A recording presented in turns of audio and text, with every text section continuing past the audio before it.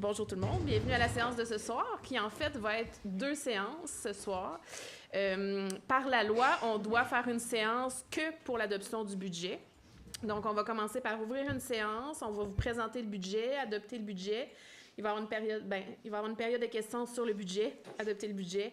Donc, tout ça, ça va faire l'objet d'une séance. Puis après ça, on va ouvrir la séance régulière avec nos suivis puis nos sujets réguliers. Donc, ça va être ça ce soir. Donc là, j'ouvre la séance, la première de nos 2 séances, sur la question du budget. Donc, j'avais envie de vous donner quelques petites explications sur les budgets municipaux avant qu'on commence, juste pour que tout le monde soit un petit peu dans le même bain, si on veut, pour comprendre ce qui se passe. Un budget municipal, on va vous présenter 2 choses ce soir. On a un budget de fonctionnement qui présente les revenus puis les dépenses, là, le sens d'un budget que tout le monde est habitué, que je suis sûre que tout le monde fait chez soi. Donc, avec nos revenus, nos dépenses, qui est notre budget de l'année, qui est un guide là, qui nous dit un petit peu comment on prévoit dépenser l'argent de la municipalité. Puis on va vous présenter une deuxième chose qu'on appelle un PTI, qui est un plan triennal d'immobilisation. Donc là, le PTI, ça, c'est peut-être quelque chose avec quoi on est moins familier. Quand on parle d'un PTI, on parle... Ça, c'est les investissements de la municipalité. C'est les choses sur lesquelles on dépense de l'argent, qui sont des trucs qui sont utiles sur le long terme, là. C'est des projets qui vont durer...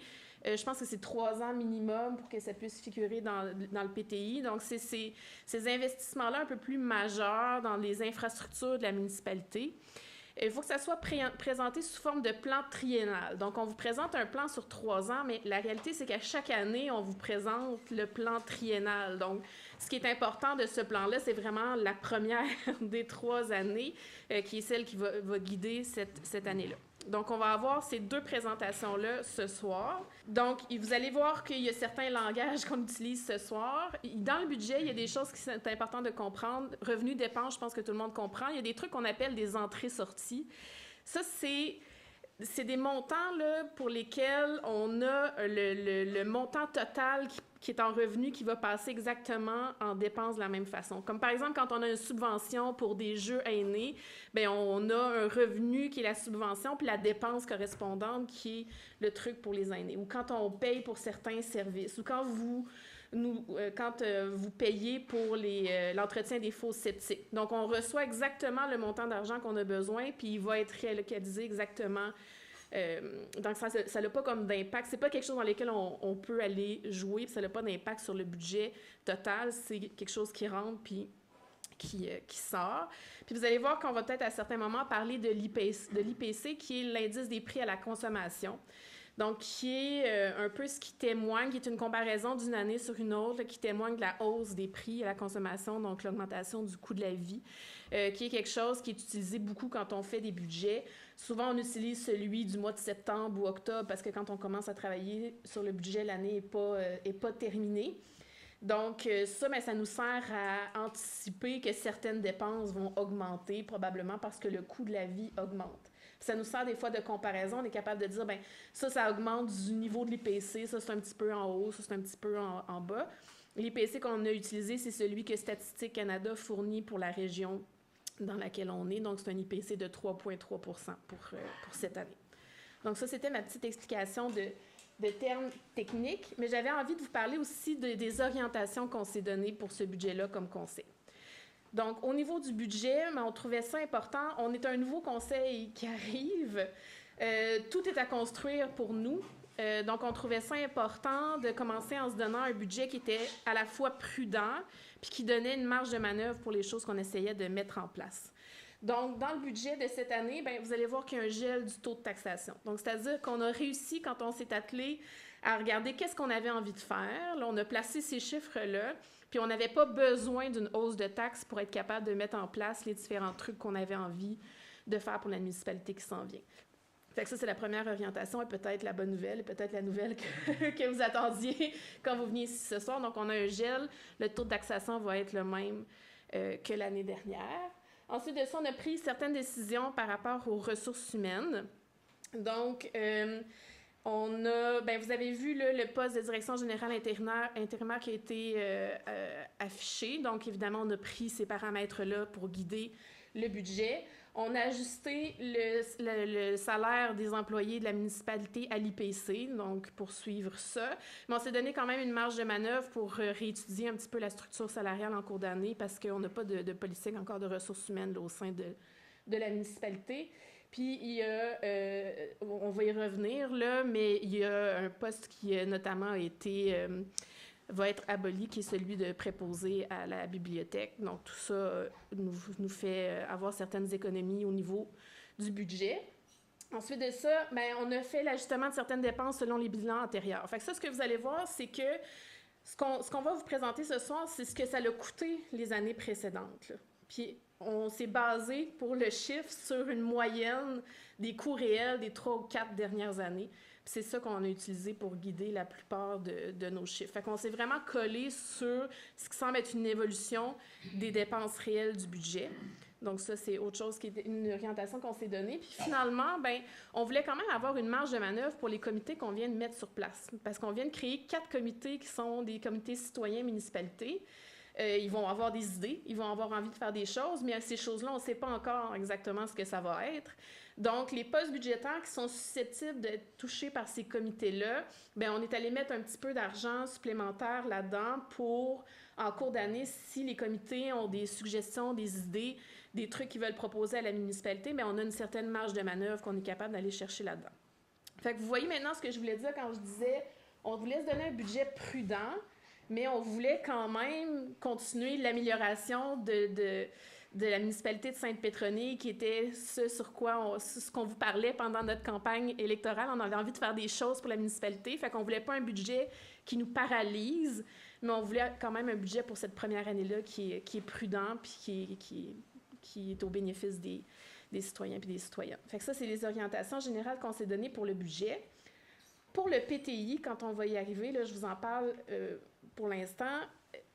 Ce qui est arrivé avec le PTI, c'est qu'on a différentes études actuellement qui nous disent « Voici où il peut y avoir des problèmes dans la municipalité ». Mais évidemment que ça fait 2 mois qu'on est là, on n'a pas eu le temps encore comme conseil de se dire « Voici ce qu'on veut pour les 4 prochaines années de Sainte-Pétronille dans lesquelles on veut investir 650 000 $. Parce que quand on parle de PTI, c'est des gros montants, c'est des infrastructures, c'est des gros projets. Fait que le PTI, pour l'instant, c'est un PTI qui reflète ce qu'on a à faire en fonction des études qu'on a là sur la table. Donc, on a fait des études de réflexion pour le quai, on a fait certaines études sur ce qui était prioritaire dans la municipalité. Fait que le PTI va refléter la mise en action de ces choses-là, mais ça se peut très bien qu'il y ait des projets en cours d'année qu'on ait envie de commencer à développer au fur et à mesure qu'on prend connaissance des enjeux de la municipalité, puis au fur et à mesure qu'on est assis dans notre rôle. Fait que c'est plus un PTI qui regarde un peu comment opérationnaliser ce qui était déjà... ce qui avait déjà été initié, mais on se laisse quand même une marge de manœuvre pour que dans les prochaines années de ce plan triennal-là, c'est pour ça que je vous disais, regardez surtout la première année, qu'on puisse se donner l'espace aussi d'amener notre couleur comme conseil. Fait que toute cette longue introduction-là, c'était juste pour vous dire un peu comment on a abordé le budget, puis essayer aussi que cette présentation-là soit un petit peu plus claire pour tout le monde. Est-ce que j'oublie quelque chose? Je regarde mes conseillers. Ça va? Fait que je passerai la parole à Mirabelle maintenant pour rentrer dans le vif du sujet et la partie que vous attendez tous, celle des chiffres. Oui, c'est ça.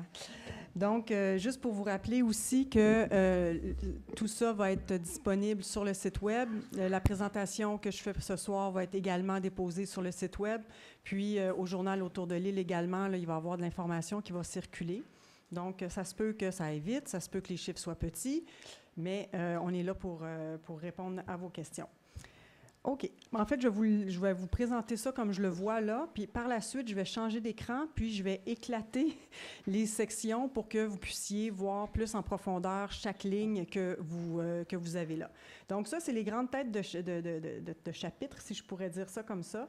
Donc, on a comparer les budgets tels qu'adoptés et non pas les vraies balances de vérification. Fait que le 2024 que vous voyez, le 2025 que vous voyez, c'est des chiffres tels qu'adoptés. Pourquoi je n'ai pas pris la balance de vérification où c'était des chiffres vérifiés? C'est qu'en 2025, je ne les ai pas.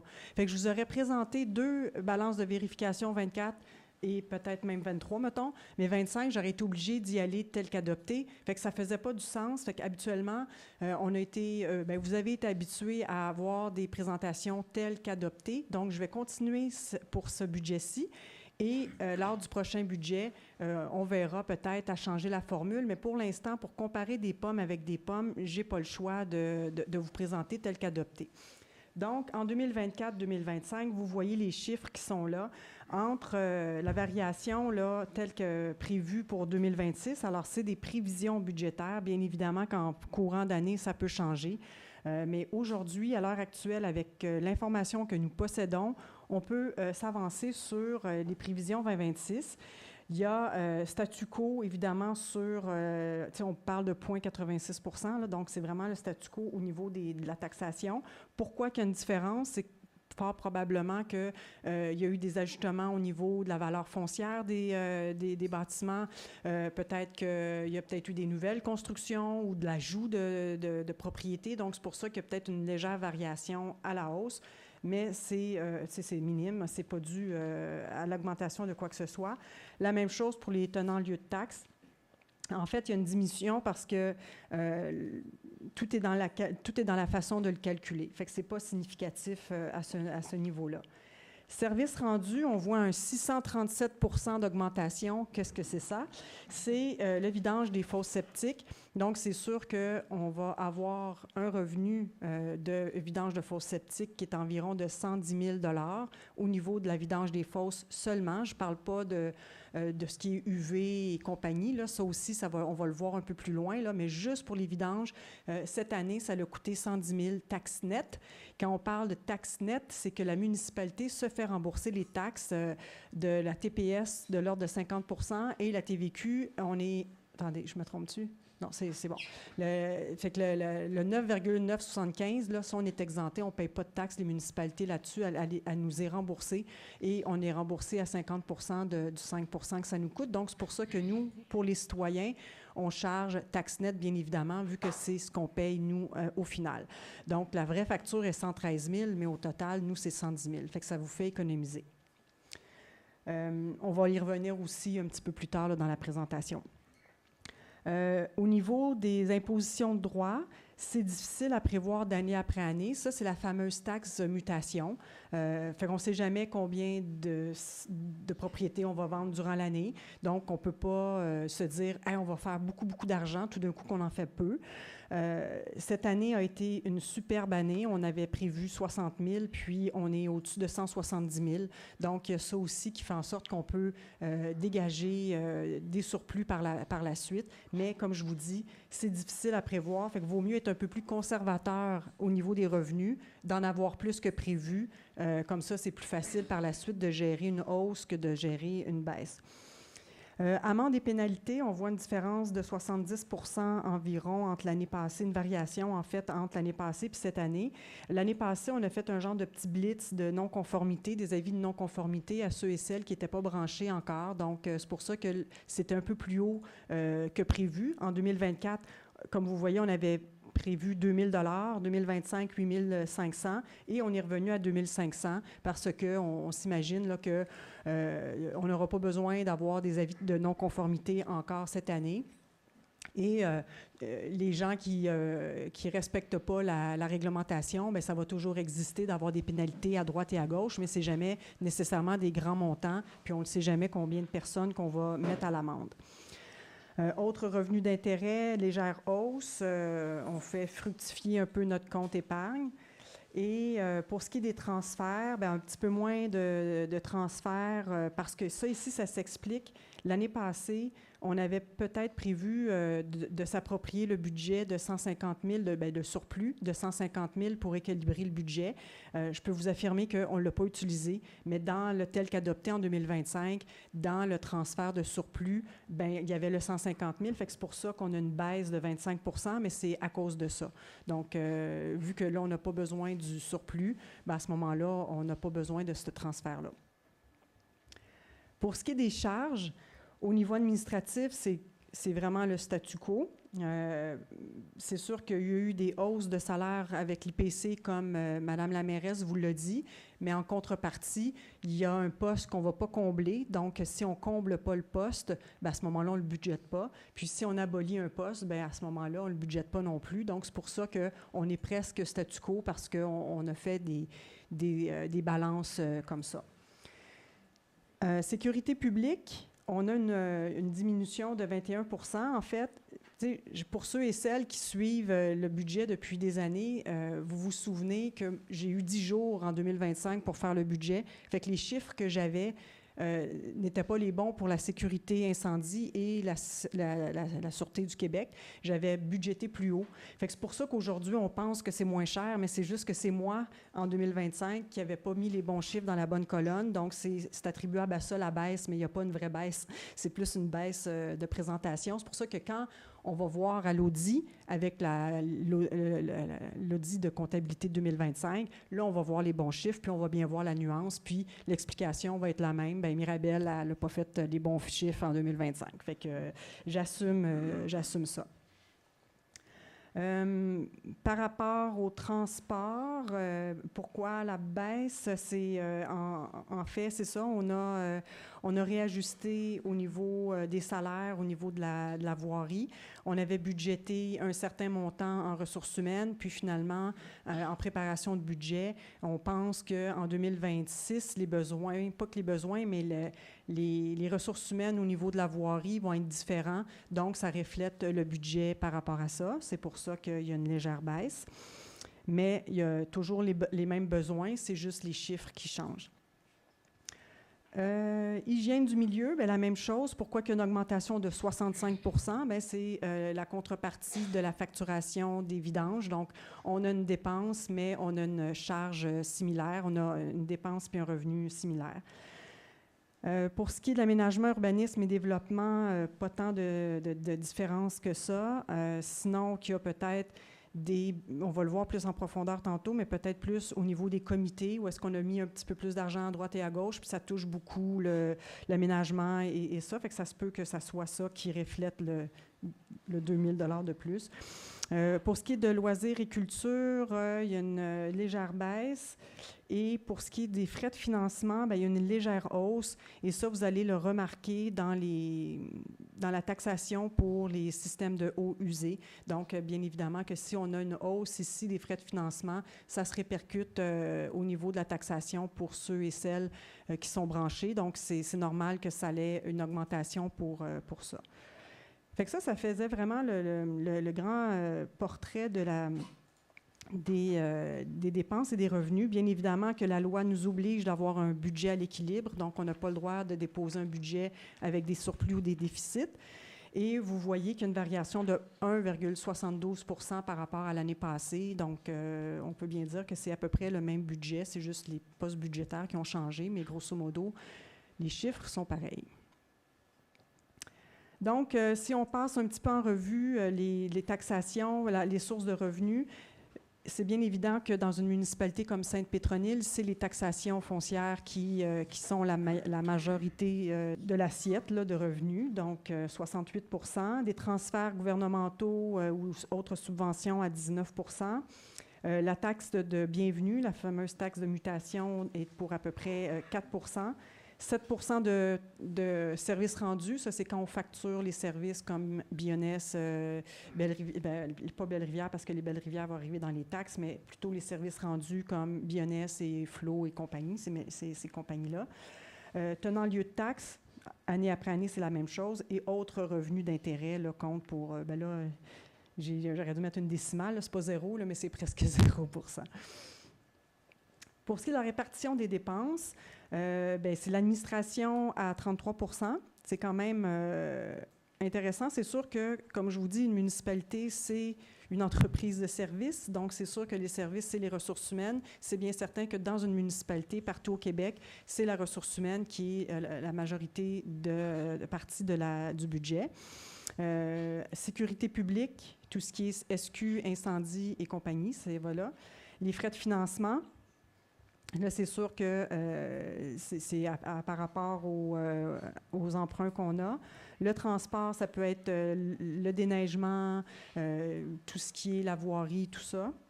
L'hygiène du milieu, environnement, développement durable et les fosses aussi, et loisirs et culture. Taxe sur les services, donc pour les matières résiduelles,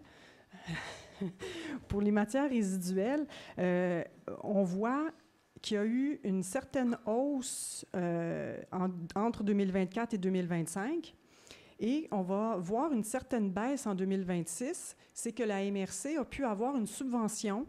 Donc, c'est pour ça qu'on a une baisse par rapport à 2025. Mais surprenez-vous pas, mettez-le vous en note, en 2027, ça va revenir au niveau un peu plus comme 2025, puis peut-être un peu plus à cause de l'IPC. Donc, mais pour cette année, on en profite. C'est un peu moins dispendieux. Donc, 208,27 $ par porte pour des résidences et chalets. S'il y a des résidences avec logement ou commerce, c'est 349,32 $. Pour ce qui est de l'exploitation agricole, c'est 443,96 $. Quand il y a l'agricole, mais plus en vente transformation, c'est 475,79 $. Et quand c'est purement commercial, c'est 727,39 $. Je sais, c'est très petit, mais ça va être sur Internet, vous allez pouvoir le voir. Donc, maintenant qu'on a les facturations de Belle-Rivière, on peut savoir exactement la capacité de la fosse et c'est sûr que les citoyens vont payer en fonction de la capacité de la fosse qu'ils ont. Donc, c'est sûr qu'une résidence qui a un 2 mètres cubes versus un 17 mètres cubes, bon, on s'entend que ce n'est pas la même affaire. C'est pour ça que, puis il y a des fois que c'est des fosses de rétention, fait qu'on n'a pas le choix de faire une vidange totale, alors que la plupart des citoyens, vous avez une fosse d'à peu près 3,4 ou 3,9, puis vous avez des vidanges sélectives. Donc, c'est pour ça que dans 2 ans, il va y avoir encore une vidange sélective, mais dans certains cas, il y a eu besoin d'avoir une totale si, je ne sais pas, moi, ça faisait peut-être des fois presque 3 ans, mais là, la fosse est pleine, même si c'était une belle capacité, il fallait faire une vidange totale. Mais tout ça, on le sait. On a un fichier qui a ça. Fait que dans votre compte de taxe, sur votre prochain compte de taxe, ce qui va apparaître sur votre compte, ça va être vraiment le coût que ça a coûté à la municipalité pour votre fosse. On n'a pas fait une moyenne, la règle du pouce, puis dire, bien, OK, on va enlever on va extrapoler, puis on va enlever les plus grosses puis les plus petites, puis on va faire une moyenne. C'est pas ça qu'on a fait. Fait qu'on a vraiment le dossier adresse par adresse. Donc, on sait maintenant si la fosse est en béton, si c'est une fosse de rétention, tout ça, chose qu'on n'avait pas avant. Puis, j'en profite aussi, ça n'a pas rapport avec le budget, mais j'en profite aussi pour vous dire que certains citoyens, les fosses n'ont pas été trouvés, si je peux dire ça comme ça. Fait qu'ils n'ont pas été vidangés cette année, mais ça, on les a aussi. Puis, surprenez-vous pas, vous allez être vidangés en courant d'année 2026, mais sur votre compte de taxe, vous allez encore avoir, là maintenant qu'on sait c'est quoi les coûts, vous allez être chargé quand même si vous n'avez pas été vidangé en 2025, vous allez être chargé en 2026 parce que c'est sûr qu'en cours d'année, vous allez l'avoir. Et cette dépense-là, on va refaire l'exercice dans 2 ans, puis vous allez pouvoir le revoir. On aurait pu choisir de vous taxer à chaque année, de diviser ce montant-là par 2, mais ça a été peut-être plus facile à suivre pour vous aussi de dire, bien, puis en plus que la municipalité a été faite tout au total ensemble, fait que ça va être plus simple. Tous les citoyens sont faits en même temps. Bien, pas les citoyens, là, mais les résidences des citoyens. C'est plus agréable, les résidences, que nous-mêmes. Hein? OK. Donc, pour ce qui est de ça, fait que je vous mets les chiffres à titre indicatif, là, mais comme je vous dis, là, toute l'information, on l'a, puis vous allez pouvoir la consulter à tête reposée. Pour ce qui est de la taxe des services, là, désolé, mon tableau a été plus haut, là, mais c'est pour le système des eaux usées. Donc, comment ça fonctionne? On a une somme à financer non couverte par la subvention. Fait qu'on a un coût d'emprunt de 128 765 qui nous reste à financer, puis à financer collectivement, un peu plus ceux qui sont branchés, 95 % de la facture à ceux qui sont branchés et 5 % à l'ensemble des citoyens parce que ça dessert des services publics comme la bibliothèque, le centre de loisirs, etc. Donc, et la somme pour l'exploitation, l'électricité, l'analyse en eau et tout ça, on prévoit qu'en 2026, il va y avoir un coût de 23 300. Donc, ces coûts-là, il faut être répartis à travers les citoyens, à travers les contribuables. Donc, ici, il y a un 122 327 qui doit être assumé par ceux et celles qui sont branchés et un 22 135.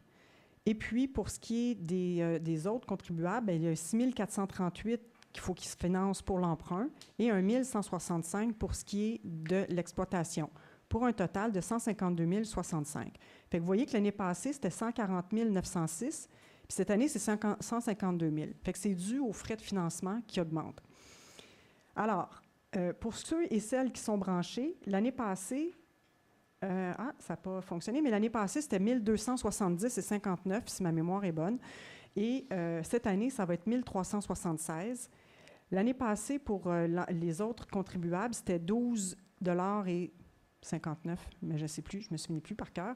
Puis là, maintenant, c'est 12,87 $.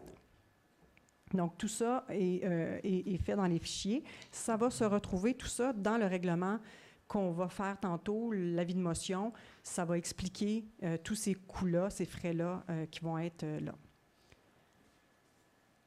Ça clôt la partie budget. Je vais quand même vous présenter le PTI, le fameux PTI. Ça tient sur une diapo. Puis après ça, je vais faire un switch sur les fichiers Excel. Là, je ne suis pas certaine qu'on va pouvoir passer ligne par ligne, mais je vais vous le montrer quand même, puis je vais vous dire un peu qu'est-ce qu'il y en est, parce que si je vous le présente vraiment ligne par ligne, on va être ici jusqu'à 10 heures. Donc, pour ce qui est du plan triennal d'immobilisation, comme Mme la mairesse vous l'a dit, on a travaillé avec l'information qu'on savait et les élus ont eu quand même juste un mois et quelques avec, c'est ça, un mois et presque et demi, presque 2 mois, mettons, pour faire le budget, incluant la période des fêtes. Donc, c'est sûr qu'à chaque municipalité au Québec a vécu la même chose, là, c'est sûr, avec des élections. Donc, on veut faire le remplacement d'un camion de la municipalité. En fait, c'est le remplacer, pas l'ajouter.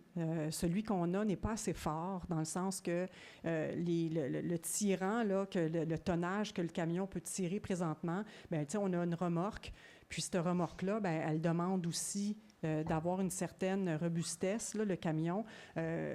Donc, par exemple, je ne vous donnerai pas tous les détails techniques, mais il y a des enjeux de suspension, des enjeux de frein moteur, de frein électrique, en tout cas, pour pas que le trailer rentre dans le camion, finalement. Et c'est sûr que le camion qu'on avait avant répondait à ses besoins, mais maintenant, on fait moins de sous-traitance. On est capable de faire le transport de gravier, par exemple, fait on sauve sur les frais de transport des livraisons qu'on se fait faire. Donc, c'est un plus pour la municipalité de changer de camion. Donc, celui qu'on a présentement, il y a une valeur. On va le retourner. Le concessionnaire va nous donner des sous, comme vous faites avec vos voitures, là, et on va pouvoir avoir un nouveau camion. Réfection du quai, bien, c'est les plans et devis. C'est sûr qu'on en a parlé beaucoup des études. La dernière étude, vous vous souvenez, la première étude qu'on a faite, c'était pour voir l'infrastructure, la qualité du béton, puis tout ça, mais là, on voulait voir vraiment la qualité de l'infrastructure en tant que telle. C'est bien beau que le béton est encore bon, mais si toute l'armature tombe en pièces, quand même que le béton est bon, il va falloir refaire quelque chose pour le quai. Ça, les élus n'ont pas pu statuer encore parce que l'étude est rentrée presque dans la période des élections, la dernière étude. Donc, c'est certain que le Conseil n'a pas pris le temps, il n'a pas eu le temps de bien lire l'étude. Donc, ça va être à suivre là, pour la prochaine année. Donc, c'est sûr qu'on a mis encore un peu de sous là-dedans pour se faire une tête, mais soyez sans crainte que des frais comme ça, c'est éligible à des subventions rétroactivement. Fait qu'à ce moment-là, c'est pas perdu d'avoir des frais comme ça. Parce que des études, habituellement, c'est pas capitalisable. Tu sais, une étude, c'est une étude. Tandis que si c'est une étude pour un projet qui, lui, est capitalisable, bien là, à ce moment-là, cette étude-là, on peut la rentrer dans les demandes de subvention et c'est accepté la majorité du temps. Donc, on a fait faire par une firme d'ingénierie en ingénierie civile une courte étude sur l'état de la situation des ponceaux, des rues, des routes, des trottoirs de la municipalité. Parce que vous vous souvenez, on a parlé des fois de la TEC. C'est un programme de subvention que chaque municipalité a au Québec. Et nous, on a à peu près 700 000 sur 4 ans. mais il faut déposer une programmation au ministère, puis c'est le ministère qui nous dit oui ou non. Mais pour déposer une programmation, il faut bien savoir qu'est-ce que c'est notre état de la rue, puis des routes, puis tout ça, parce que le ministère va nous dire, bien, vous vous fiez sur quoi pour dire que telle rue, il faut la refaire, puis quelle est la problématique. Fait qu'on a fait cette étude-là, et ce que ça nous dit, c'est que sur Pin-Sud et Chêne-Sud, il y a des problématiques d'inondation quand il y a des fortes pluies. Donc, et ça, si on fait Pin-Sud, bien, il faut faire Chêne-Sud et vice-versa parce que c'est le même cours d'eau qui est là. Donc, on ne peut pas travailler en amont puis pas en aval et vice-versa. Donc, on pourrait se dire qu'on le sait qu'il faut faire quelque chose. On va prévoir des plans et devis en 2026 et on verra en 2027 et 2028 comment financer cette dépense-là parce que on va le voir un peu plus tard. Là, c'est pas si pire, là, des 175 000 puis des 50 000, là, c'est pas pire, mais quand on a vraiment tous les travaux là, en tant que tels, ça devient quand même un enjeu là, assez important. Ça monte vite, là, les travaux. Modification du chauffage du centre communautaire. Ça, on a avancé beaucoup l'année passée sur une réflexion de savoir qu'est-ce qu'on pourrait faire. Est-ce qu'on y va tout électrique? Est-ce qu'on y va bi-énergie? Est-ce qu'on y va avec une génératrice au propane? Des choses comme ça. Fait qu'on a étudié beaucoup d'options. Si vous vous souvenez, on a octroyé un mandat à une firme de génie électrique pour qu'ils puissent nous accompagner dans l'étude de ces besoins-là, sachant que le centre communautaire est également un centre d'urgence. Bien, il faut s'adapter, que la boîte électrique est assez forte, que la génératrice qui fonctionne bien, parce qu'il faut être assez autonome, parce que si jamais il y a une catastrophe, bien, ça se peut que les autres municipalités soient dans la même situation que nous, puis si on espérait que la municipalité voisine nous prête sa génératrice, bien, on peut être un petit peu mal pris si eux autres mêmes en ont besoin. Fait que c'était pour ça aussi d'être assez autonome là-dedans. Ça va? Je ne vous étourdis pas trop, parfait. Outils de mesure télémétrique, bien, à ce moment-là, nous, on a vécu des épisodes de débordement du système d'égout. Donc, on veut aller voir pourquoi, qu'est-ce qui se passe avec ça. Ce qu'on soupçonne, c'est peut-être qu'il y a des pluviales dans l'égout. Donc, on va aller vérifier un peu plus qu'est-ce qu'il y en est, puis on va s'assurer de bien mesurer tout ça et de voir des corrélations possibles. Et pour ça, bien, ça va nous prendre un outil qu'on va pouvoir installer et en live, en temps réel, on va avoir les débordements, tout ça, et le ministère nous le demande. Donc, c'est des données qu'on va être obligé de mettre dans le système du ministère de l'Environnement pour qu'on puisse documenter ces épisodes-là. Parce que le ministère, quand il voit ça, bien, il nous demande « Hey, Sainte-Pétronille, qu'est-ce qui s'est passé? » Puis si nous, on n'est pas capable de le savoir parce qu'on n'a pas un outil de mesure, bien, on n'est pas en mesure de répondre. Ça, c'est pour 2026. On y en a pour 397 000. Ça ne veut pas dire qu'on va prendre le 397 000 du budget puis on va l'appliquer là. Il y a des surplus qu'on va pouvoir utiliser. Il y a la programmation de la TEC, comme je vous ai dit. On va présenter notre programmation au ministère, puis en espérant qu'il accepte l'ensemble de nos investissements, bien, à ce moment-là, on va pouvoir aller de l'avant.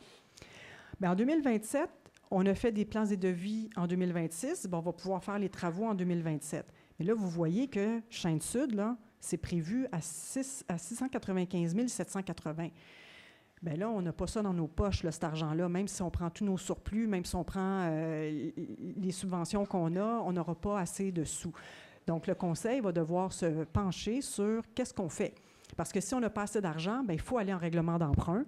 Et là, bien, ça implique des frais et tout ça. Fait que ça prend une stratégie vraiment au niveau global pour bien planifier les investissements, parce que c'est bien sûr que Sainte-Pétronille, on a été habitués de payer quasiment en cash là, nos dépenses, sauf le réseau d'égout, bien évidemment, mais ça se peut qu'il y ait d'autres dépenses qu'on ne sera pas capable de payer comptant comme ça, puis que nos surplus ne suffiront pas. Et ça se peut peut-être qu'on ait encore un règlement d'emprunt. Alors là, ça sera au conseil de décider en temps opportun. C'est pour ça qu'on n'a pas mis ça en 2026. On l'a mis en 2027. Puis anyway, physiquement, là, de faire des plans et devis en 1 an et débuter les travaux, ça ne se peut pas. Juste avant qu'on poursuive... Oui. Je veux juste que... Parce que là, je veux pas que dans 2 ans, quand c'est le temps de faire les travaux, vous nous dites « Mais vous aviez dit que ça coûtait 695 000 ». Ça, c'est l'estimation qu'on a en ce moment. On a fait faire une petite étude. Le but de l'étude, c'était surtout de nous dire où étaient les travaux prioritaires, puis de nous dire une évaluation meilleure de leurs connaissances à ce moment-là, de combien ça pourrait coûter. Mais eux, là, c'est loin d'être un devis détaillé qu'ils nous ont fait. On n'a pas fait d'appel d'offres encore. On n'est vraiment pas dans le niveau de détail où on est capable de dire voici ce que ça va coûter réellement. C'est vraiment une estimation préliminaire de la firme qui nous ont faite. C'était vraiment axé sur l'ordre des priorités des travaux, puis une estimation générale des coûts. Je voulais juste être sûre. Exactement. Je voulais pas que vous soyez déçus ou que vous ayez des attentes là-dessus. Exactement. Puis l'argent qu'on a prévu en 2026, bien, ça va servir à ça, d'aller fouiller un peu plus, puis de dire, OK, est-ce que ce ponceau-là, il est vraiment à la municipalité en total? Est-ce que c'est la responsabilité aussi du propriétaire? Est-ce que, tu sais, il y a tout ça à vraiment bien comprendre? Parce que souvent, malheureusement, c'est pas toujours la ville qui est responsable de tout ça. Fait qu'on va aller creuser un peu plus là, en profondeur les problématiques qu'on vit sur le terrain. Donc, on a fait en 2026 des plans et devis puis des travaux en 2027. Bien, on fait à peu près la même chose en 2027. On prévoit des plans et devis ou des études un peu plus approfondies pour la rue Genet, pour Ferland-Sud et la rue Orléans. Et en 2028, bien, c'est des travaux. Donc, voyez-vous, c'est très infrastructure, mais c'est certain que pour l'instant, c'est à ça que ça sert un PTI. Là. C'est des dépenses capitalisables. Donc, c'est des dépenses vraiment, tu sais, qui soient, mais il est où le terrain de jeu? Il est où la ben oui, peut-être, mais pour l'instant, c'est pour ça que le Conseil a décidé d'y aller en 2026, puis peut-être en 2027 puis 2028, parce que même si c'est un plan triennal d'immobilisation, une municipalité au Québec est obligée de l'adopter à chaque année. Fait que la ligne de 2027 qu'on voit aujourd'hui, bien, elle va certainement changer. Puis peut-être qu'il y a des lignes qui vont s'ajouter, puis qu'il y a des lignes qui vont s'enlever pour refléter ce que le Conseil et la population souhaitent d'investissement dans la population. Est-ce que ça va comme ça? OK. Alors, là, j'ai le budget. Puis là, je vous présente l'outil de travail que j'ai, là. Tu sais, moi, j'ai présenté ça aux élus. C'est l'outil de travail qu'on a. Fait que vous reconnaissez... Oui? Oui. Ben, c'est juste pour redire ce que tu as déjà dit. Là, ce soir, parce que je commence déjà à avoir certains yeux vitreux, là, on n'est pas obligé de rentrer dans le détail. Là, on va essayer de vous épargner, mais il faut que vous sachiez que c'est accessible. Ça va être accessible. Je pense que c'est ça qui est important. Puis s'il y a des choses que vous voyez à l'écran qui vous suscitent des questions qu'on n'a pas abordées, on pourra l'aborder pendant la période de questions. Là. Mais si on y va pas dans chaque ligne aujourd'hui, inquiétez-vous pas, tout ça va être disponible pour vous. Là. Parce que c'est ça, il n'y a pas grand... Tu sais, les grandes variations, je vous les ai expliquées. Après ça, oui, les variations qu'on peut voir, puis je vais y aller tout de suite. Tu sais, si j'éclate... Ah, il ne veut pas, pourquoi? Ah bon. OK. Donc, dans l'administration, on se souvient de la ligne qui est ici, l'administration, bien, ça inclut la rémunération des élus. Donc, tu sais, puis j'ai pas fait, voyez-vous, j'ai même pas fait la variation pour chaque poste. Tu sais, je pourrais faire un recopier d'un fichier Excel, là, ça va, là. Fait qu'il n'y a pas grande variation. Fait que moi, je vais y aller, tu sais, cours municipal, oui, c'est comme 100% d'augmentation, mais c'est parce que c'était 1000 l'année passée, puis cette année, on prévoit 2000. Bon, bien, tu sais, c'est pas des gros montants, là. Fait que, tu sais, ça fait un gros chiffre, mais au bout de ligne, il n'y a pas grande différence. Fait que j'ai comme le goût de vous le présenter comme ça pour que vous puissiez voir un peu qu'est-ce qu'il y en est, puis comment qu'on a fait le budget l'année passée, puis comment qu'on le fait cette année. Puis, tu sais, vous vous souvenez que tel qu'adopté, si je prends la ligne du DG, par exemple, vous savez bien que mon salaire, c'était pas 108 400, mais ça, c'était tel qui était adopté, parce que quand moi, j'ai fait le budget le 1er janvier 2025, bien, je pensais pas que je serais pour rester un an. Fait que c'est sûr que j'ai pas budgété mon salaire annuel, j'ai budgété ce que ça me coûterait, ce que ça coûterait à la municipalité pour mon salaire intermédiaire, puis d'avoir un salaire de DG par la suite. Bien, c'est pour ça que c'était 108. Et là, on voit 106 700. C'est pas mal ce qu'on pensait en 2025. Puis, donc, vous voyez, c'est ce genre de budget-là que si je vous avais présenté le tel que la balance de vérification, bien, vous auriez vu une différence. Écoutez, je ne sais pas comment je peux vous faire ça rapidement. Là. C'est que le détail de tout ça, vous voyez sur le site Internet. Oui, le détail va être sur le site Internet. Fait que, si vous avez... parce que honnêtement, c'est vrai, Madame la mairesse, que ça va être fastidieux là, de présenter ça ce soir. Là. Exact. Mais, voyez-vous, ça existe, puis c'est ça. Fait qu'à chaque... Puis ça existe depuis des années, là. C'est toujours ce même dossier-là, ce même fichier-là qu'on a. Puis, fait qu'on n'est pas... en tout cas, OK, c'est bon. Si vous avez des questions spécifiques, on peut aller vous le montrer. Si dans la période de questions, vous avez, par exemple, je me demandais tel poste spécifique, là, comment il a changé, mais là, on pourra peut-être aller vous le montrer pendant la période de questions. Il y a une autre chose qui est intéressante quand on regarde des fois un budget, c'est qu'on veut savoir, parce que là, on vous présente ce qui a été budgété, mais des fois, c'est intéressant de savoir qu'est-ce que ça a coûté pour vrai. C'est pas ce soir, malheureusement, qu'on peut voir ça, parce qu'il faut qu'on passe à travers un processus qu'on appelle un audit financier. C'est-à-dire que Mallette, là, nos auditeurs, nos comptables qui nous auditent, prennent tout ce qu'on a fait, contre-vérifient, recalculent des choses, valident des choses. Puis c'est une fois que ça c'est fait qu'on a les vrais chiffres pour l'année dernière. Donc, l'audit se déroule en début d'année. Fait que dans quelques mois, quand on aura les résultats, on pourra vous faire une présentation vraiment des résultats financiers de l'année 2025. Fait que là, on pourra vraiment vous faire une comparaison. Voici ce qui avait été budgété, voici ce que ça a réellement coûté, puis voici ce qui explique la différence entre les deux. Mais ça, c'est pas quelque chose qu'on peut faire ce soir. On peut seulement focusser sur le budget de 2026, malheureusement, parce que les chiffres n'ont pas encore été audités. Donc, ça va être la période de questions bientôt, c'est ça. Ça va être très bientôt la période de questions. Est-ce qu'on adopte le budget, puis avant la période de questions, je vais faire mes petits considérants, tiens. Donc, considérant que l'article 954 du Code municipal nous autorisait à décaler un petit peu l'adoption du budget, vous vous rappelez là, que vu qu'on est en année, c'est vrai, il faut que je parle dans le micro pour l'enregistrement, vu qu'on est dans l'année électorale, on avait le droit de l'adopter un petit peu plus tard. Donc, considérant ça, considérant qu'on vous a présenté le budget tel que la directrice générale puis le conseil l'a travaillé, considérant le document explicatif qu'on vous a montré puis tout ce qui va être accessible sur le site Internet, on propose donc un budget 2026 qui prévoit des dépenses de 2 255 716 $ pour être exact. Donc, et des revenus pour un montant équivalent parce que, comme vous le disiez, Mirabelle, la loi nous oblige à présenter un budget qui balance. Puis, considérant aussi que, je veux dire pas considérant, mais on propose aussi que le document explicatif qui résume le budget soit publié dans le journal autour de l'île puis soit accessible. Donc, est-ce que j'ai quelqu'un qui propose l'adoption du budget sur lequel on a travaillé? On a Martin et Stéphanie, je vais dire M. Hervé et Mme Jourdouin. Bon, on a juste besoin d'un, là, c'est correct. Donc, allons-y pour M. Hervé en l'honneur de ses années comptables. Et ensuite de ça, bien, considérant encore une fois ce même article qui nous permettait de décaler un peu l'adoption du PTI, puis considérant qu'on vous a présenté le PTI sur lequel on a travaillé, considérant que le document explicatif a été présenté puis va être accessible, on propose donc un PTI 2026, 2027, 2028 qui prévoit des investissements de 2 208 000.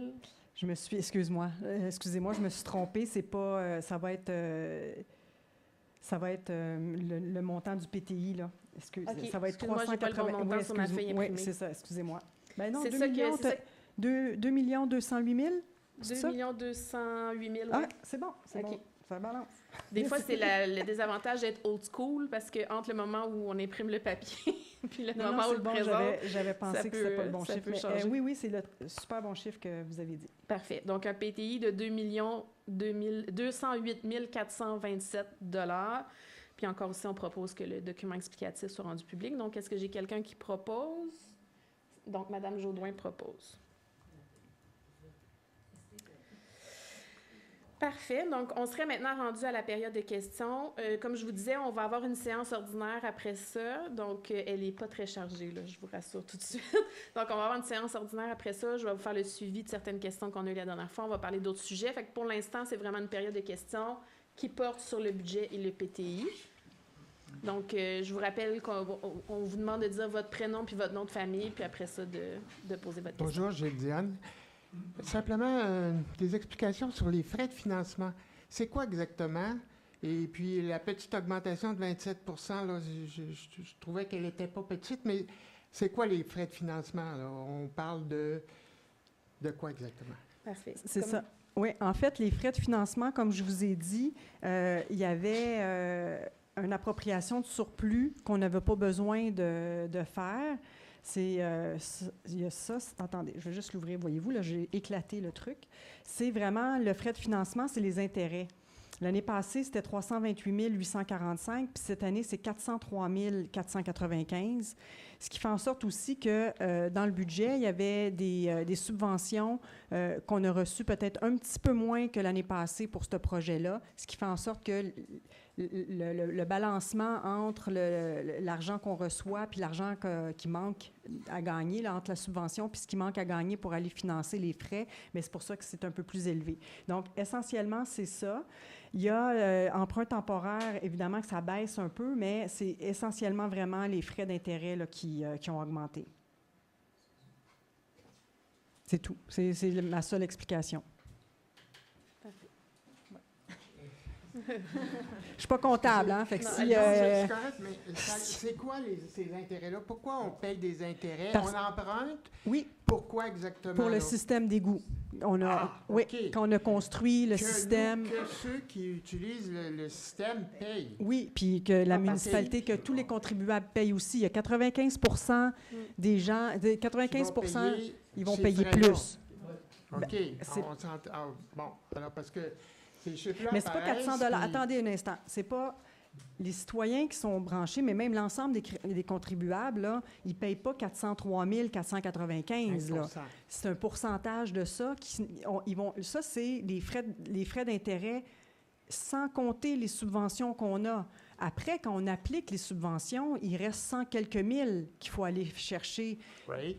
À combler entre la subvention et les frais d'intérêt. Fait que c'est pour ça que oui, ça va coûter 403 495 d'intérêt, mais c'est pas ça qu'on va chercher dans les... C'est pas juste ceux qui sont branchés qui vont payer 400 000, c'est ça que je veux vous dire, là.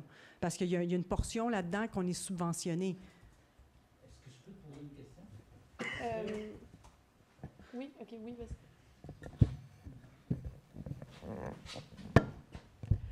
Le fait d'avoir emprunté, avoir fait un règlement d'emprunt, est-ce que le taux d'intérêt a été stabilisé sur un grand terme, mais que ça a peut-être fait augmenter le taux d'intérêt un peu?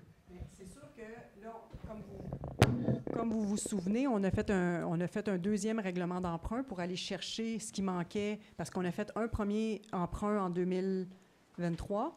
Et puis, on a finalisé le montage financier en 2025, en juillet 2025, pour aller chercher ça. Fait que oui, effectivement, il y a eu un ajustement du taux à ce moment-là. Fait que est-ce que dans les 3 prochaines années, ça va être plus stabilisé? Fort probablement que oui, mais on n'a pas de boule de cristal pour savoir est-ce que l'économie mondiale va crasher ou pas. Bien, ça, on ne le sait pas. Là, fait que c'est sûr qu'on se garde une petite gêne, mais on devrait avoir atteint une certaine stabilité maintenant qu'on a les règlements d'emprunt permanents là, avec le ministère des Finances et le ministère des Affaires municipales. Merci. Bonsoir, Isabelle Pagé. Je me demandais, vous parliez de Mallette, là, qui est en train d'analyser, qui vont analyser prochainement les chiffres de 2025, tout ça. Puis, étant donné que là, il va y avoir un changement de direction générale et que c'est Mme Chicoine qui faisait le budget, puis tout ça. Donc, quand ces nouveaux chiffres-là vont arriver, est-ce que la nouvelle personne, ça va être simple pour cette personne-là de nous expliquer, oui? Aussi simple que la première fois que je vous l'ai expliqué. Non, sans blague, là. Oui, tout à fait, parce que Mallette, ce qui arrive, c'est qu'ils font une présentation. On le travaille ensemble parce que la première semaine de février, Mallette débarque ici, puis ils passent 2-3 jours ici, puis ils nous bombardent de questions, ils nous demandent des factures, tout ça, ils font des contre-vérifications. Fait que déjà, on voit venir. Ils nous demandent aussi, après ça, de faire des corrections d'écriture parce que peut-être, moi je le sais, là, je vous le dis tout de suite, là, il y a des dépenses que j'ai mis dans le budget de fonctionnement, puis c'était des dépenses capitalisables. Fait que c'est sûr que Mallette va dire à la nouvelle direction puis à Claude, bien, il fait des correctifs d'écriture parce que ça ne va pas là. Fait que ça, c'est certain. Puis, par la suite, Mallette présente ça au conseil. Le DG va être là et par la suite, on va pouvoir vous le présenter. Fait que ça devrait bien aller. D'accord. Merci. Bonsoir, François Martin. J'aurais 2 questions. La première, au niveau transport, là, vous avez parlé qu'il y avait une fluctuation, qu'il y avait un changement. Si j'ai bien compris, en raison, vous faites un lien entre la voirie, les ressources humaines de la voirie, puis est-ce que vous pouvez nous expliquer pourquoi? Bien, en fait, c'est le budget qu'on avait prévu en 2021. En 2025, on avait budgété 2 personnes à temps plein parce que c'était ce que l'organigramme avait. Et cette année, bien, à ce moment-là, on pense qu'il va y avoir des changements, puis on a budgété en conséquence. C'est le maximum que je peux vous dire présentement. Sinon, je peux laisser Mme la mairesse poursuivre l'explication, mais au niveau administratif, moi, c'est le plus que je peux dire. Il va certainement y avoir des changements, puis ça se reflète dans le budget. C'est ça, c'est des changements qu'on aura peut-être plus à vous dire les prochaines fois, la prochaine séance du conseil exactement, mais il va y avoir des changements au niveau des ressources humaines qui sont affectées à la banque. Non, c'est pas clair parce que c'est des dossiers de ressources humaines. Mais pourquoi on voit ça dans le transport et on ne voit pas ça dans la masse salariale? Parce que, regardez... Parce que la masse salariale est répartie de façon thématique. C'est ça. Le transport, ça l'inclut le salaire et les charges sociales de voirie, mais ça l'inclut aussi les contrats de déneigement, les frais de génie, l'essence, la signalisation, le sable l'hiver avec le sel, l'entretien d'éclairage de rue. Ça l'inclut tout ça aussi. Wow. Et ça, c'est... Attendez, je veux juste vous le dire.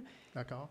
Tout ça ici, là, c'est présenté selon le manuel du ministère des Affaires municipales qui fait 700 pages. Donc, c'est pas la municipalité qui a décidé de dire, bien, OK, on va mettre ça là, ça là, ça là. Il y a vraiment des rubriques comptables qu'on doit respecter, que chaque municipalité au Québec doit respecter. Donc, c'est pour ça qu'on les met ensemble puis que ça va là.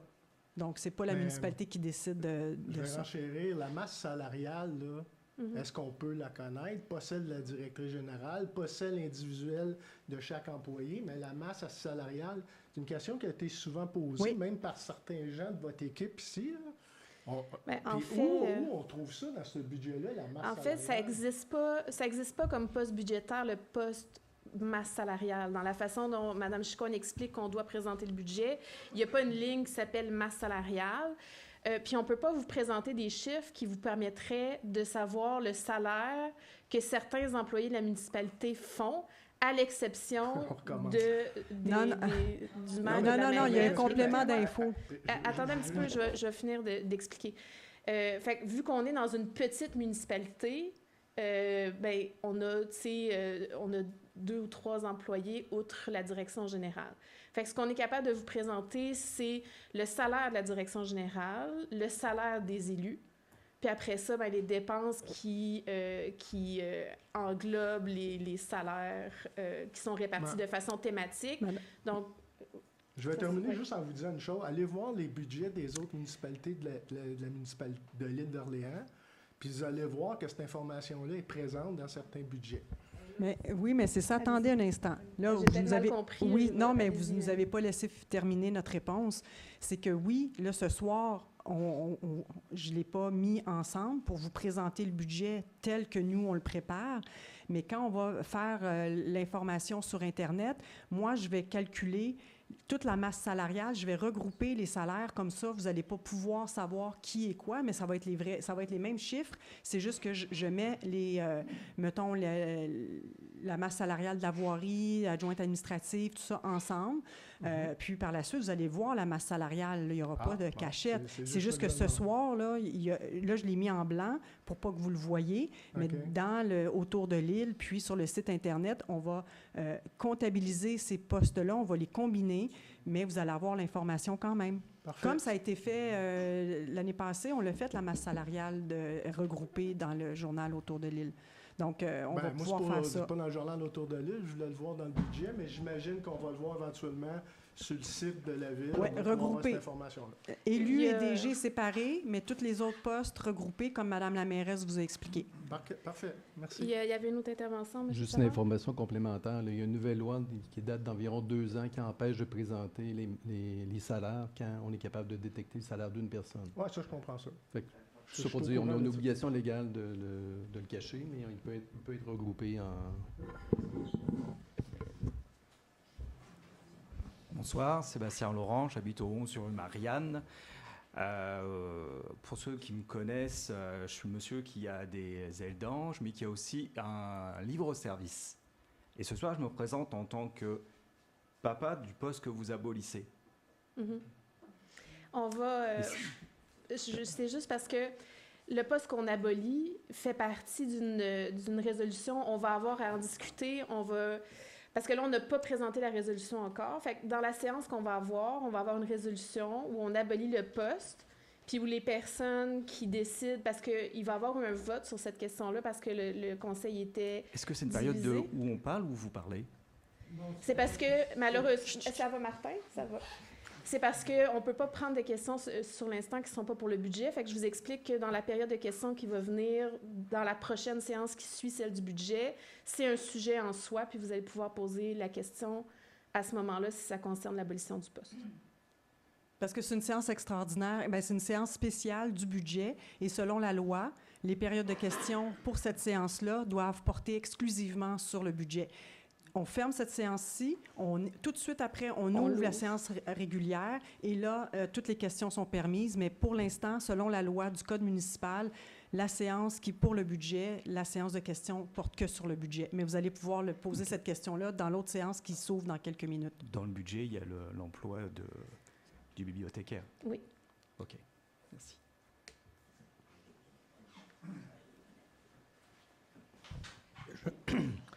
Bonsoir, Jean Fizet. D'après ce que je peux voir, dans le PTI, il n'y a pas de...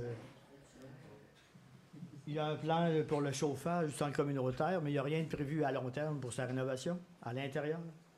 Pas pour l'instant. Ça fait partie des choses pour lesquelles, comme j'expliquais, pour l'instant, on n'a rien, on n'a pas d'études sur la rénovation à long terme du plan du centre communautaire. Fait que là, ce qu'on pourrait faire, c'est dans les prochaines années, aller chercher une étude qui nous... Un peu comme on a fait là, pour les rues puis pour le quai, aller chercher une étude qui nous dit qu'est-ce qui pourrait être fait dans le centre communautaire, puis à ce moment-là, on va pouvoir l'inclure dans le PTI. OK, mais quiconque est allé voir le centre communautaire, je pense que une céramique à grandeur avec une couche de ciment pour boucher les craques et des trous, là, excuse-moi, là, mais ça prend pas une étude. En tout cas, la suggestion est pour le prochain budget, l'an prochain. J'espère que... Est-ce qu'il y avait une ligne sur les trottoirs dans le budget? Parce qu'on n'a pas toutes lu les lignes, d'après ce que j'ai compris tantôt. Est-ce qu'il y avait les trottoirs, est-ce que c'est prévu? Et les vieux trottoirs du scrap? Bien, en fait, ça fait quand même plusieurs années qu'on attend ça, là. Oui, en fait, pour ce qui est du PTI présentement, on a demandé une demande de subvention pour pouvoir refaire les trottoirs. On a reçu l'autorisation du MTQ de faire des travaux, mais on n'a pas reçu la subvention qui vient avec. Donc, c'est pour ça qu'on ne le voit peut-être pas dans le PTI de 2026, mais ce n'est pas un dossier qui est aux oubliettes. C'est juste que la subvention qu'on avait demandée en 2025, on a eu la réponse là, presque durant les fêtes, là, puis on a été refusé, ou à tout le moins, ça n'a pas été répondu, cette demande-là. Donc, mais le MTQ nous dit oui pour les faire, mais on n'a pas l'argent pour. Fait qu'on va attendre de voir en 2026, là, ça va être le conseil qui va devoir se pencher sur cette question-là. Si je me souviens bien, les dernières années, le conseil en faisait un petit bout, puis un autre petit bout, mais au moins, il y avait toujours une prévision de le faire, là. La coupure est depuis le réseau des égouts, là. Il y a plus, c'est comme mort, là. Pourtant, les trottoirs sont là. On est un village touristique, là. Il ne faut pas l'oublier. Un autre point, concernant je ne sais pas, moi, je suis un ancien employé municipal, là, on n'a jamais eu besoin d'un pick-up 3500 ou un 2500. Est-ce que vous avez les chiffres qu'on vous a proposé pour montrer que que vous économisez vraiment là, en louant des petites pelles mécaniques, en louant aller chercher de la terre, en revenant. C'est sûr que les canals, là, si on les creuse avec une pelle mécanique, même si c'est petite, ça coûte des sous. Là. Un canal en gazon, là, une pluie diluvienne arrive, comme on a ces dernières années, l'eau s'infile dans le sol, puis ça finit là, c'est même mieux. Mm-hmm. On a juste un employé municipal depuis quelques années, je comprends pas, mais on a toujours eu 2. D'ailleurs, moi, j'étais le 2e. Qu'est-ce que je faisais? En grande partie, 2 fois par année, je passais le fouet dans le canal. S'il y a du gazon, le gazon pousse. Il faut qu'il soit coupé. C'est long, c'est plate, mais c'est la job quand on était 2, puis en plus, on faisait d'autres choses, là, les fleurs. Regarde, là, maintenant, c'est tout des sous-contractants, puis je ne sais pas, mais ça veut dire qu'à chaque année qu'il va y avoir une petite coine de gazon, hop, on va gratter, puis on va gratter. Pendant ce temps-là, le village, lui, il y a d'autres choses là, qui se faisaient avant, puis qui ne se fait plus, là, parce qu'il y a juste une personne. Là. Je suis pas sûre de comprendre la question. C'est ça, je savais que tu allais me dire ça, mais c'est simple. La question au départ était les coûts, là. Tu sais, on va sauver. Mais ça a coûté combien, là, pour pas appeler M. Deschamps et dire, viens donc domper un petit roux. L'ancien conseil municipal a acheté un gros trailer dompeur. Ça peut être intéressant pour un projet précis X, mais, excuse-moi, mais on n'a jamais eu besoin d'un trailer dompeur. Le tracteur, comme tel, a son trailer. On allait moins vite. Ben oui. C'est un petit village. On allait moins vite. On faisait les... Je pense que ça... Je ne sais pas, là, les dépenses qui se font, là. J'espère juste que ça a été justifié et qu'on vous a mis... Regardez, là, on va sauver ça. On va sauver ça. Hein? On va en acheter un autre. On va en acheter un autre plus fort. En tout cas, je pense que tu n'as pas de réponse à ma question. Je le sais, mais c'est dit. OK. Fait qu'effectivement, on n'a pas eu une étude de coût qui nous a dit voici maintenant qu'on a notre trailer, l'argent qu'on économise précisément pour chacun des voyages. On n'a effectivement pas eu cette étude comparative-là. La logique qu'on a suivie, le Mirabel vous l'a expliqué, c'est qu'à un moment donné, on a acheté le trailer pour être capable de faire des choses par nous-mêmes, puis maintenant, le camion ne suffit plus au trailer, puis c'est une question de sécurité là, pour la personne qui utilise le camion. Donc ça, c'est la logique qu'on a suivie, mais on n'a pas eu de tableau comparatif qui nous dit que par voyage de sable ou par tâche ou pour toutes ces choses-là, le détailler exactement là, combien d'argent on économise à chaque fois. Ce que je peux apporter aussi comme précision, c'est des intentions d'investissement. Donc, c'est pas parce que ce soir, on a dit que dans le PTI, c'était ça, que demain matin, on s'en va acheter un camion. Oui, c'est juste ça. Que là, présentement, il faut le prévoir et tu sais, puis j'ai même... Je peux me permettre peut-être ce complément d'information-là. On ne fait plus les choses comme avant. Idéalement, je vous le dis tout de suite, là, il n'y en aurait plus de gazon dans Info7 parce que ça ne sert pas à ça. Puis des feuilles, ça n'irait plus là non plus. Fait que, tu sais, l'idée, là, c'est qu'avec la protection des bandes riveraines, puis tout ça, là, c'est même plus du gazon qu'il faudrait mettre parce que c'est plus drainant. Il faudrait mettre de l'enrochement, des choses comme ça. Fait qu'il y a d'autres façons de faire qui n'étaient pas là avant, puis maintenant, il faut le faire différemment. Fait que les temps changent, les besoins changent, puis effectivement, que les outils qu'on utilise changent également. Fait que c'est une petite parenthèse là, de ça, mais le point important dans ce que Mme Chicoine amène, c'est que ce soir, la décision, c'est de se donner la liberté dans le PTI d'envisager d'acheter un nouveau camion, mais la décision d'acheter un nouveau camion n'aura pas été prise encore par le Conseil, puis on n'a pas passé de résolution encore qui dit qu'on va acheter le nouveau camion. Exact. Donc, toute la réflexion, le besoin, le détail, c'est quelque chose qui va venir avec le moment de prendre la décision là, d'acheter le nouveau camion ou pas. Exact. Mais au moins, il est budgété. Puis il va falloir calculer aussi l'usure prématurée d'un camion qu'on utilise plus que ce qui était supposé de faire au début. Fait qu'il y a ça aussi à peser dans la dépense. Bonsoir, merci pour cette présentation. Violette Goulet. Suite au trottoir que Jean nous parlait, moi, je reste sur la Flamme-Gagnon et le bas de la rue est très visité et l'esthétique du bas de la rue est très manquant. Et je me demandais dans votre PTI de 3 ans si, parce que c'est de l'esthétisme, ça peut être fait là, dans le budget régulier ou vous avez un regard pour remettre d'une façon qui donne la beauté de notre village au bas de la rue. Ça n'a pas été budget. Ben, j'ai pas vu qu'il n'y avait rien pour la Flamme Gagnon. Oui. Donc, pour l'instant, c'est sûr que là, comme je disais, on a le comité là, qui a été créé notamment sur la question du milieu de vie. J'ai oublié le nom exact qu'on lui a donné. Donc, on s'attend à ce qu'il y ait ce genre de recommandations-là aussi qui émanent de ce comité-là. Après ça, la nature de la dépense nous dit, est-ce que c'est quelque chose qu'on va dans le budget de fonctionnement? Puis là, effectivement, on a un petit budget pour des questions qui sont plus proches d'un aménagement annuel, des choses esthétiques qui ne durent pas dans le temps ou qui sont temporaires.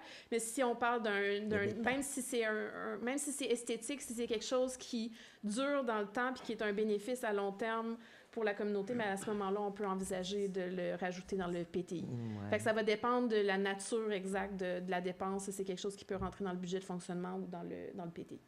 Merci. Bonsoir, rue Delsoir. Oui. Moi, j'habite la rue des Pins Sud, puis j'ai vu dans le PTI tout à l'heure que vous aviez des études pour la rue des Pins Sud, vous en avez pour des chaînes sud, mais j'ai rien vu pour la rue entre les deux, Cap de Condé. C'est que l'étude... excusez-moi, finissez votre Non, question. c'est correct, c'était une question je me dis, il me semble qu'il manque une rue entre les deux.